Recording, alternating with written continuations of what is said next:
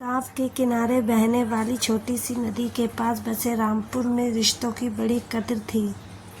लोग एक दूसरे के सुख दुख में साथ खड़े रहते थे। उसी गांव में हरिराम का परिवार था। परिवार बड़ा था। हरिराम, उसकी पत्नी सरस्वती, बड़ा बेटा मोहन, छोटा बेटा सोहन और बेटी राधा। हरिराम मेहनती किसान थे। उन्होंने पूरी जिंदगी खेतों में पसीना बहाकर अपने बच्चों को अच्छा जीवन देने की कोशिश की थी। उनका सपना था कि उनके बच्चे हमेशा मिलजुल कर रहें और परिवार की एकता बनी रहे। समय बीतता गया। मोहन और सोहन बड़े हो गए। मोहन स्वभाव से गंभीर और जिम्मेदार था, जबकि सोहन चंचल और महत्वाकांक्षी था। पढ़ाई पूरी करने के बाद मोहन ने खेती संभाल ली और मोहन शहर जाकर नौकरी करने लगा। शुरुआत में सब कुछ ठीक चल रहा था। सोहन हर महीने घर आता, माता पिता से मिलता और परिवार के साथ समय बिताता। लेकिन धीरे धीरे शहर की चमक धमक ने उसके विचार बदलने शुरू कर दिए। एक दिन जब वह घर आया तो उसने कहा, भैया, हमें खेत बेचकर शहर में बड़ा घर लेना चाहिए। वहाँ ज़्यादा अवसर है। मोहन ने शांत स्वभाव में उत्तर दिया, ये खेत केवल ज़मीन नहीं है, हमारे पिता की मेहनत और पहचान है। इन्हें बेच देना सही नहीं होगा। दोनों भाइयों के बीच बहस हुई। हरिराम ने बीच बचाव किया और बात वहीं ख़त्म हो गई।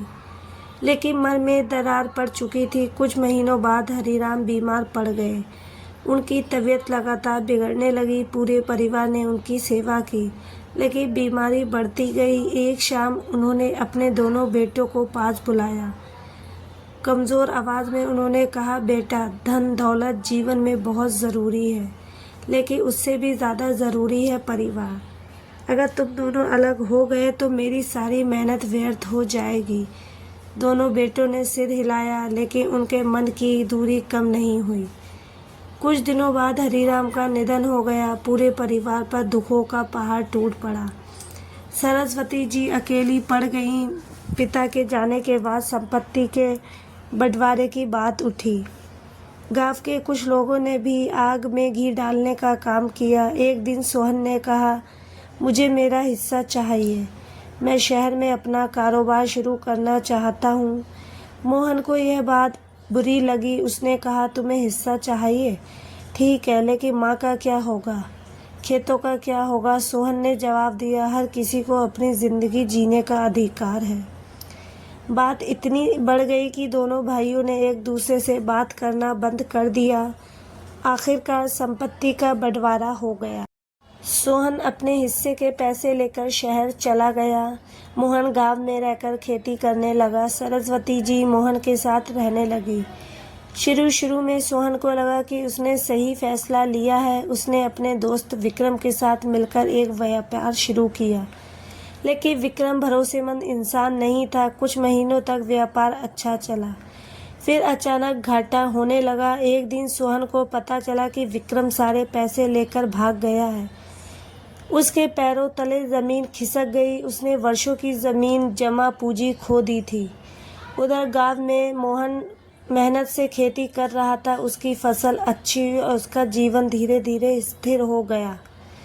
सोहन आर्थिक स्थिति में फंस गया। नौकरी भी छूट गई। जिन दोस्तों पर उसे भरोसा था, उन्होंने भी उससे दूरी बना ली। एक रात वह अपने छोटे से किराए के कमरे में बैठा सोच रहा था। उसे पिता की बातें याद आई। धन दौलत से बड़ा परिवार होता है। उसकी आंखों से आंसू बहने लगे। कई दिनों तक संघर्ष करने के बाद उसने गांव लौटने का फैसला किया। जब वह घर पहुंचा तो शाम का समय था। आंगन में सरस्वती जी तुलसी को जल चढ़ा रही थी। सोहन को देखकर उनकी आंखें भर आईं। बेटा कहकर उन्होंने उसे गले लगा लिया। सोहन रो पड़ा, माँ, मुझसे बहुत बड़ी गलती हो गई। सरस्वती जी ने उसके सिर पर हाथ फेरते हुए कहा, गलती इंसान से होती है। मोहन भी खेत से लौटकर आया। दोनों भाइयों की नज़रें मिली, लेकिन कोई कुछ नहीं बोला। रात के खाने पर अजीब सी खामोशी थी। अगले दिन सुबह सोहन हिम्मत जुटाकर मोहन के पास गया। भैया, क्या आप मुझे नाराज़ हैं? मोहन कुछ देर चुप रहा, फिर बोला, नाराज़गी से ज़्यादा दुख था। मुझे लगा था कि तुम परिवार से दूर हो गए हो। सोहन की आंखें नम हो गईं। मैं सोच में दूर हो गया था। शहर की चमक, मैंने अपने लोगों को भूल गया। मुझे माफ़ कर दीजिए। मोहन ने उसे गले लगा लिया। दोनों भाइयों की आंखों से आंसू बह रहे थे। वर्षों की दूरी एक पल में मिट गई। सरस्वती जी दूर खड़ी यह दृश्य देख रही थीं।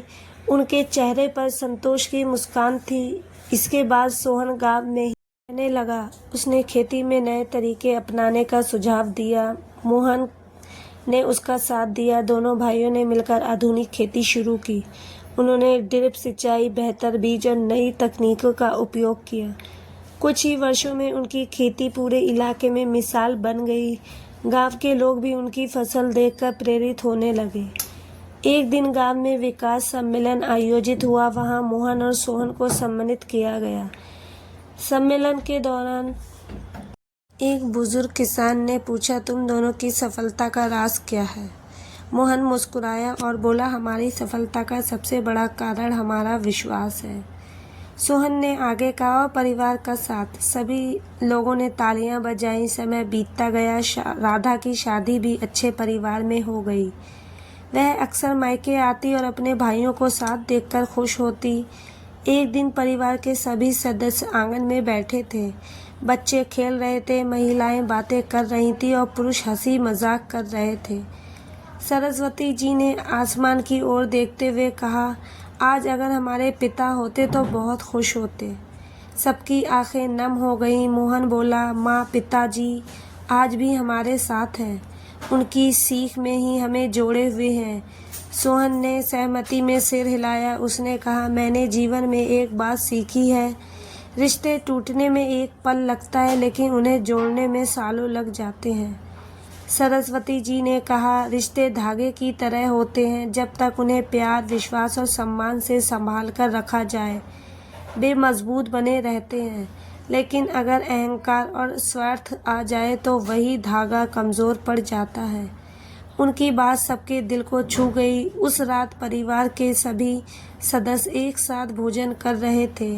हंसी खुशी का माहौल था। मोहन ने मजाक करते हुए कहा, सोहन, अब तो शहर भागने का विचार नहीं है।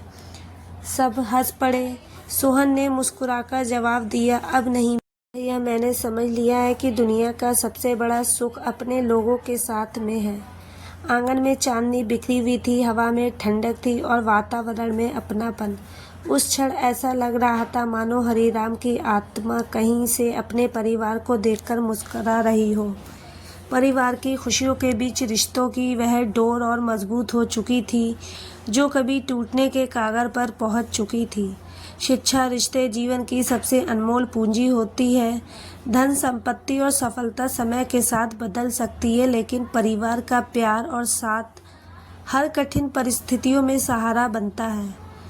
स्वार्थ और अहंकार रिश्तों को कमज़ोर कर देता है, जबकि प्रेम, विश्वास और क्षमा उन्हें मजबूत बनाते हैं। इसलिए हमें हमेशा अपने रिश्तों की डोर को स्नेह और सम्मान में बांधा रखना चाहिए। तो दोस्तों, इस कहानी को लेकर आपकी क्या राय है, कमेंट बॉक्स में ज़रूर बताएं। और अगर आपको हमारी आज की कहानी अच्छी लगी हो तो प्लीज़ लाइक ज़रूर करें। अगर आपने अभी तक हमारे चैनल को सब्सक्राइब नहीं किया है तो ज़रूर कर लीजिए। मिलते हैं ऐसी ही एक और मोटिवेशनल कहानी के साथ। Thank you.